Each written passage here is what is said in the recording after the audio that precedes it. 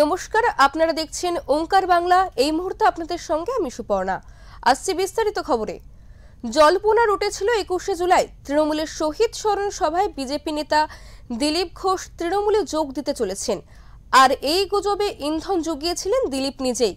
কিন্তু সেই জল্পনা অবসান ঘটিয়ে 21শে জুলাই খড়গপুরে দলীয় সভায় উপস্থিত থেকে বিজেপির শহীদ দিবস পালন করেছিলেন দিলীপ ঘোষ। এরপরই দিলীপ ঘোষকে নিয়ে হালি শহরের বিভিন্ন গঙ্গার ঘাটে পোস্টার দেখা যায়, যেখানে লেখা, যারা দিলীপ দাকে জোর করে তৃণমূলে পাঠাচ্ছিল তাদের গঙ্গায় ঝাঁপ দেওয়া উচিত, পবিত্র গঙ্গায় স্নান করে পাপের ঘরা কম করুন। কিন্তু কারাই পোস্টার দিল তার কোনো উল্লেখ নেই। তবে তৃণমূলের দাবি বিজেপির এক গোষ্ঠী এই কাজ করেছে, একথা অস্বীকার করেছেন বিজেপি। এই পোস্টার ঘিরে ব্যাপক চাঞ্চল্য ছড়িয়েছে হালিশহর জুড়ে।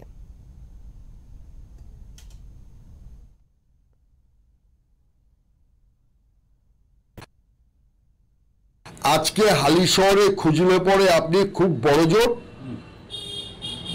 20, 22 ঊর্ধ্বে 25, 30 এর থেকে বেশি বিজেপির কর্মী পাবেন না।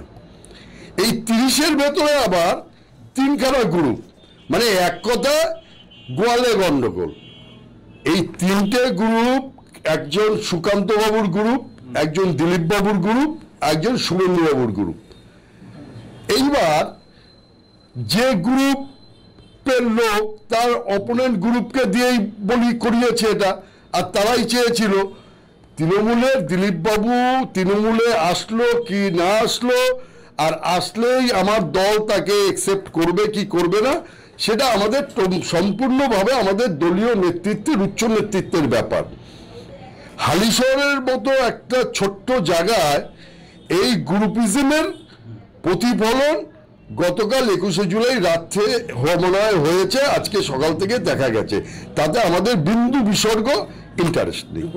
দেখুন, আমাদের কোনো গোষ্ঠীদ্বন্দ্ব নেই, আর কারা বা কে করেছে এটা আমার জানা নেই, এই ব্যাপারে আমি কিছু বলতে পারবো না। তবে এটুকু বলতে পারি, আমরা ভারতীয় জনতা পার্টি, আমরা এক ছিলাম, এক আছি, আর এক থাকবো, এ বিষয়ে কোনো সন্দেহ নেই।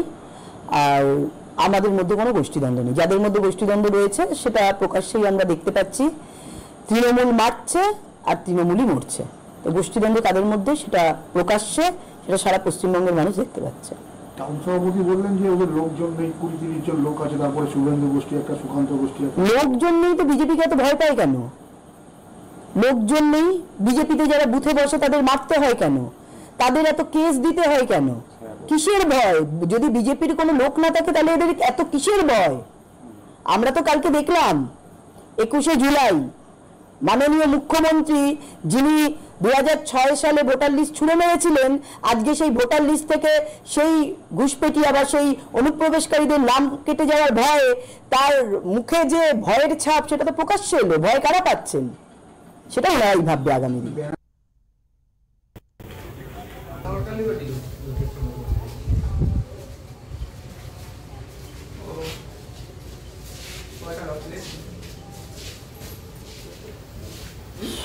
আমার আবার একটু বেড়ানোর কথা।